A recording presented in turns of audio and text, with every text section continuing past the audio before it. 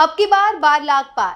સંસદમાં નિર્મલા સીતારમણે આજ રોજ બજેટ રજૂ કર્યું, જેમાં મિડલ ક્લાસ માટે ખૂબ જ સારા સમાચાર છે. સાચા અર્થમાં જોવા જઈએ તો મિડલ ક્લાસ પર માં લક્ષ્મીજીની કૃપા વરસાવી હોય એવું લાગી રહ્યું છે. આવું એટલા માટે અમે કહી રહ્યા છીએ કારણ કે 12 લાખ સુધીની જો તમારી ઇન્કમ હશે તો તેના પર તમારે 0% ટેક્સ છે એ પે કરવાનું રહેશે. ત્યારે આ રિપોર્ટમાં આપણે જૂના દરની અને નવા દરની બંનેની આપણે વાત કરવાના છીએ. આ આખું ચાર્ટ છે, ચાર્ટના માધ્યમથી અમે આપને સમજાવવાનો પ્રયત્ન કરીશું. મારા સહયોગી સની પટેલ આપને બતાવી રહ્યા છે. આ તમામ જે ચાર્ટ છે એ આપ જોઈ શકો છો કે સૌથી પહેલાં જો તમારી ઇન્કમ 3 લાખ પહેલાંની ઇન્કમ જો હોય 3 લાખ સુધીની રહેતી તો એના પર તમે 0% ટેક્સ છે એ ચૂકવતા હતા. હવે 3 લાખથી વધારીને આ રેશિયો કરી દેવામાં આવ્યો છે 4 લાખ સુધીનો, અને એમાં અપડેટ દર છે એ 0 છે. પહેલાંના રેશિયોની વાત કરીએ તો 3 લાખથી 7 લાખ સુધીની જો તમારી ઇન્કમ હોય તો એમાં તમે ભરતા હતા 5% ટેક્સ, જે હવે વધારીને કરી દેવામાં આવ્યો છે. આ 3થી આ રેશિયો વધારીને કરી દેવામાં આવ્યો છે 4થી 8 લાખ સુધીનો.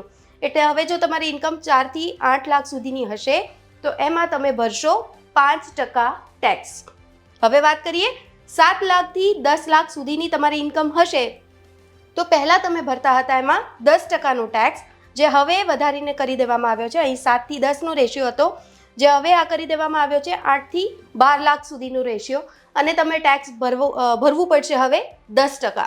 હવે આગળ વાત કરીએ તો જો તમારી ઇન્કમ પહેલાં હતી 10 લાખથી 12 લાખ સુધીની તો એમાં તમારે ભરવું પડતું રહેતું હતું 15% ટેક્સ, જે હવે આ રેશિયો વધારીને કરી દેવામાં આવ્યો છે. 12થી 16 લાખની જો તમારી ઇન્કમ હશે તો તમારે 15% ટેક્સ છે એ પે કરવાનું રહેશે. એટલે ખૂબ જ આમાં ફાયદાનો સોદો આપણે કહી શકીએ છીએ.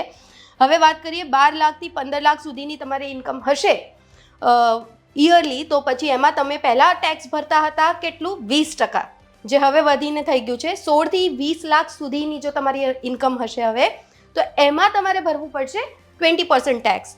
હવે વાત કરીએ 15 લાખથી વધુની તમારી ઇન્કમ જો અત્યાર સુધી હતી તો એમાં તમે ભરતા હતા 30% ટેક્સ, જે હવે વધારીને કરી દેવામાં આવ્યું છે કે 20થી 24 લાખથી વધુની તમારી ઇન્કમ હશે તો એમાં તમે ભરી શકશો 25% ટેક્સ.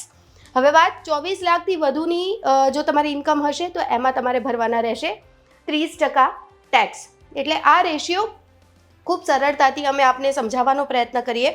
એટલે આ સાચા અર્થમાં એવું અત્યારે કહી શકીએ છીએ કે તમારે જે ટેક્સ ભરવાનો રેશિયો છે એ ખૂબ જ ઘટાડી દેવામાં આવ્યો છે, અને 12 લાખ સુધીની તમારી ઇન્કમ રહેશે તો તમારો ટેક્સ રેશિયો રહેશે એ 0% રહેશે.